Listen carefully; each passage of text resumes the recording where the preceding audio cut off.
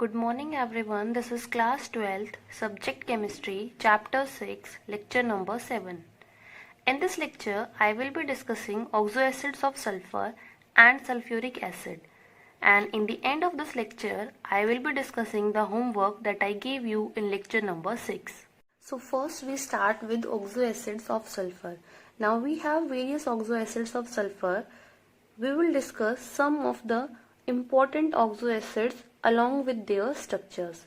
So first oxoacid of sulfur is H2SO3 and the name for this acid is sulfurous acid. Now next is what is the structure of H2SO3. So in H2SO3 sulfur is in the center. We have one sulfur oxygen double bond in H2SO3 and two sulfur OH bond in H2SO3, and also there is one lone pair on sulfur. So this is the structure of H2SO3 and the oxidation number of sulfur in H2SO3 is +5. Next oxoacid is H2SO4, which is known as sulfuric acid, and the structure of sulfuric acid is, in sulfuric acid we have two sulfur oxygen double bonds and two sulfur OH bonds, and the oxidation number of sulfur in H2SO4 is +6. Next oxoacid of sulfur is H2S2O8, which is known as peroxo disulfuric acid. So in this case we have two central atom, that is here we have two sulfur.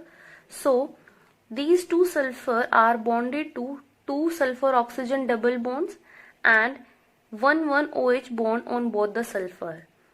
And in between these two sulfur atoms we have peroxo bond, that is the bond between two oxygen atom and the bond is single, that is known as peroxo bond. So in H2S2O8 we have one peroxo bond and the oxidation number of sulfur in peroxo disulfuric acid is again 6.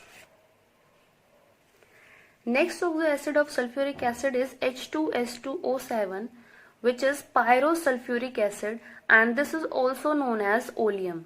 So again in this we have two sulfur atom, so these are bonded to two sulfur oxygen double bond, and in this there is oxygen between these two sulfur atoms.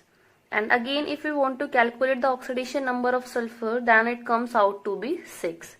So these are the oxoacids of sulfur. Now we will discuss the compound of sulfur, that is sulfuric acid.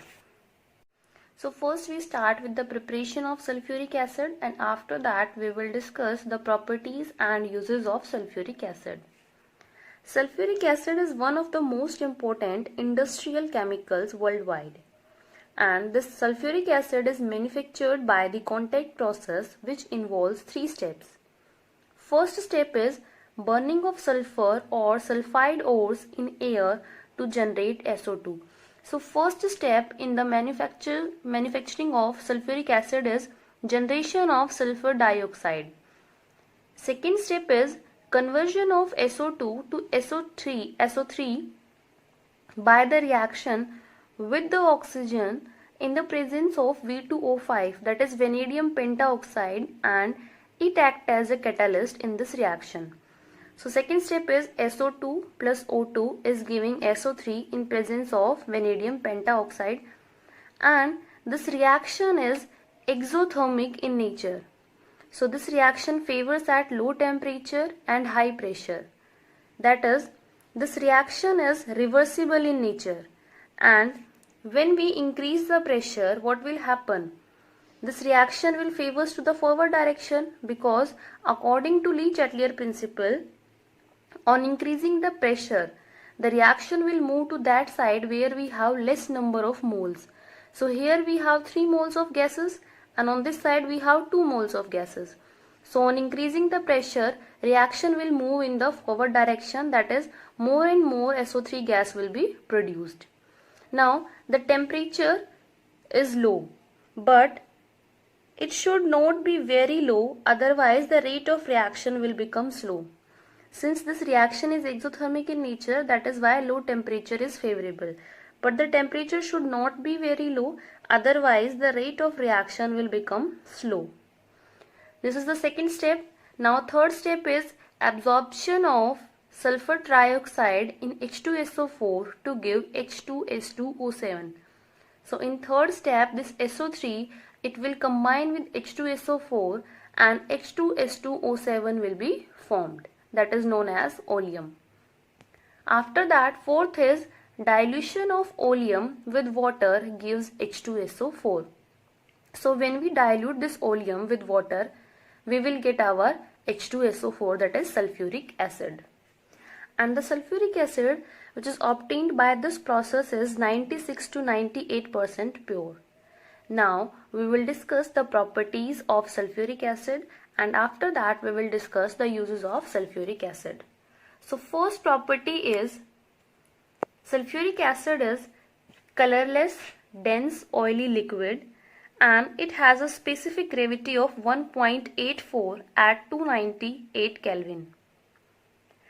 Next property is it dissolves in water with the evolution of large amount of heat. That is, when we dissolve sulfuric acid in water, large amount of heat will be released.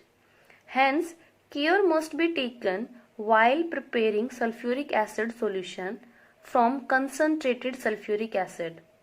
That is, whenever we prepare sulfuric acid solution from concentrated sulfuric acid, so the concentrated acid must be added slowly into the water with constant stirring. So what we will do, we will take water in a container, and after that we will add slowly concentrated acid with constant stirring, because large amount of heat will be released when we dissolve sulfuric acid in water. Therefore, care must be taken while preparing the sulfuric acid solution. Third property is sulfuric acid has low volatility. Means sulfuric acid is not volatile in nature or very less volatility. And because of less volatile nature of sulfuric acid, it can be used to manufacture more volatile acid from the corresponding salt. So this sulfuric acid has very low volatile nature.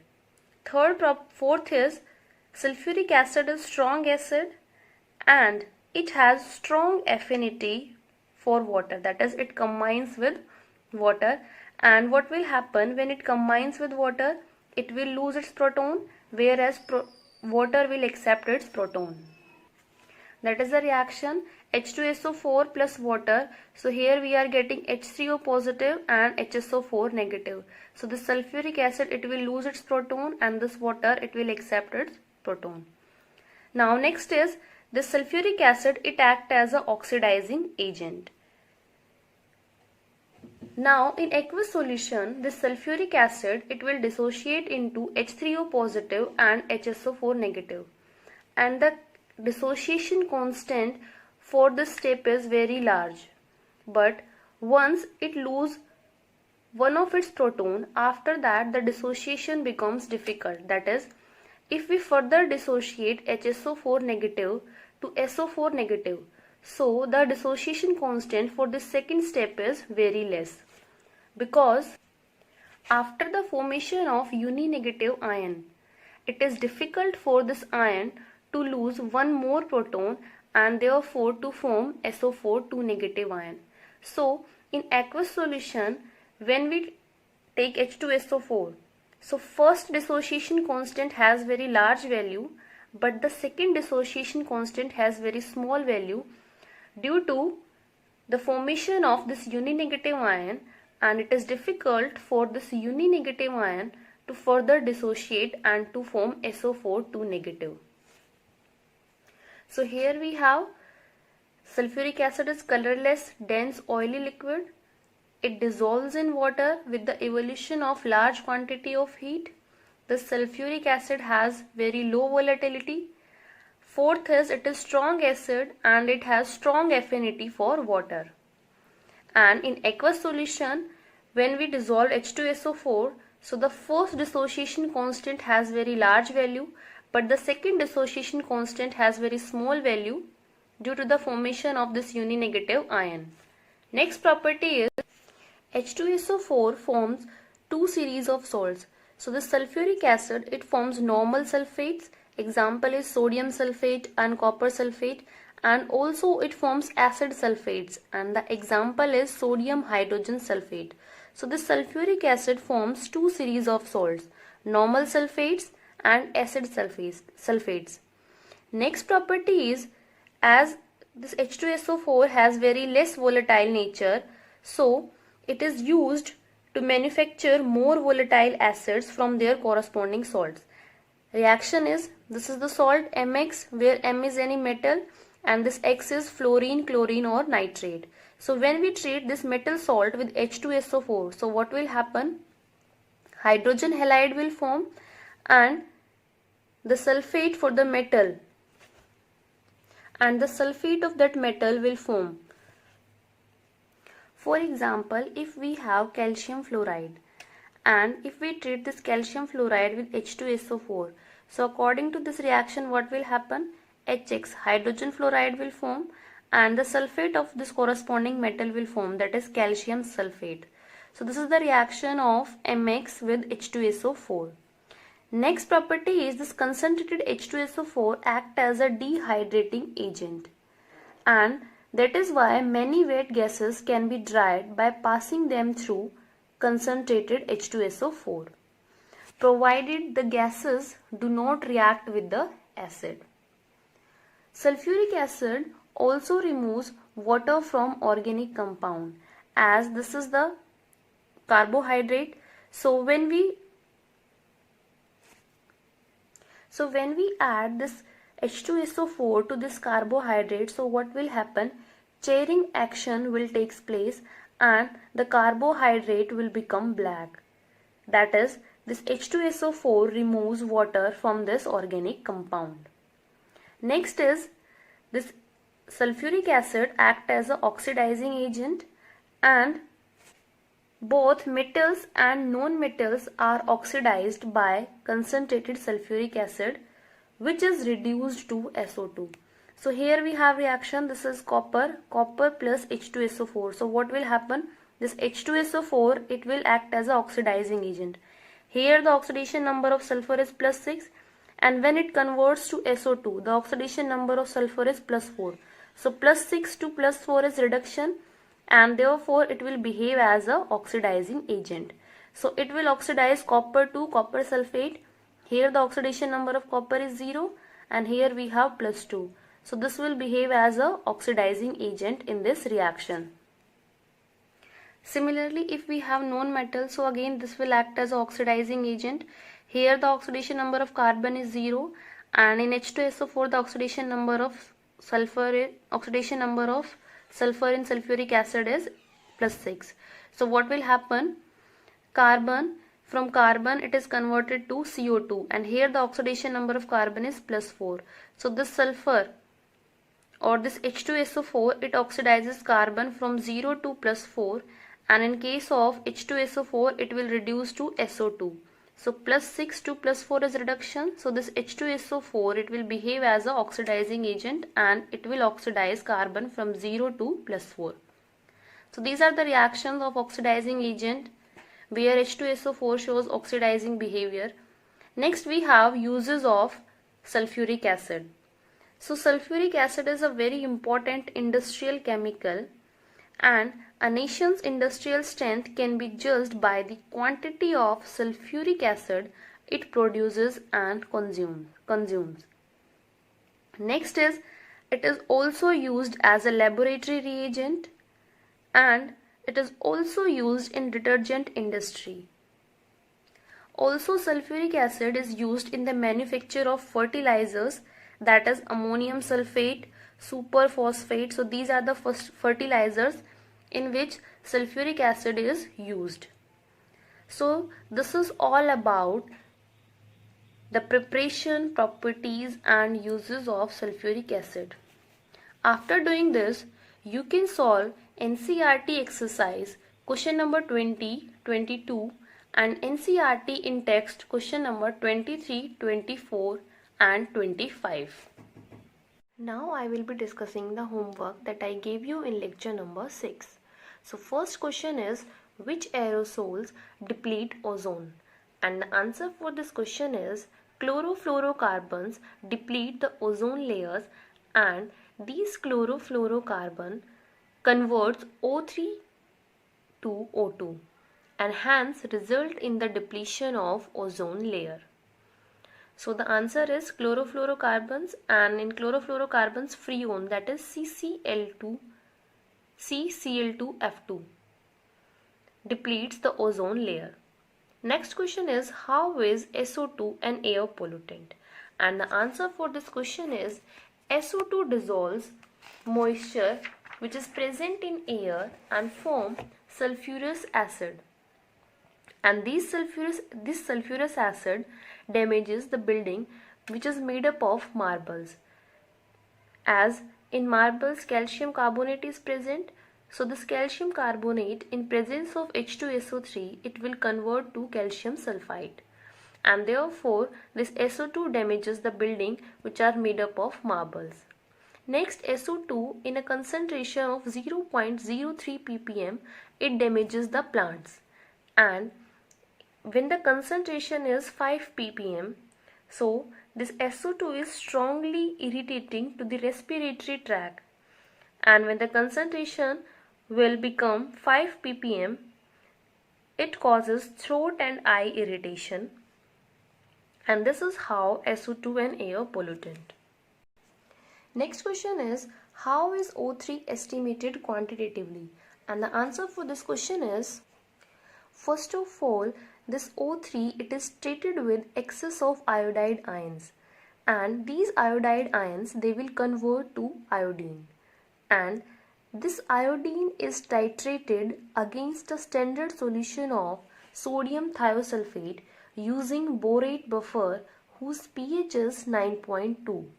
So this is the method for O3 estimation, that is, by this method we can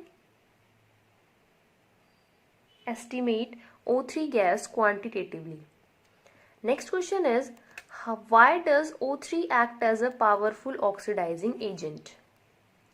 Next question is, why does O3 act as a powerful oxidizing agent? And the answer is, O3, it is thermodynamically unstable, so it will convert to O2 and this nascent oxygen. Because of the presence of this nascent oxygen, this O3, it acts as a powerful oxidizing agent.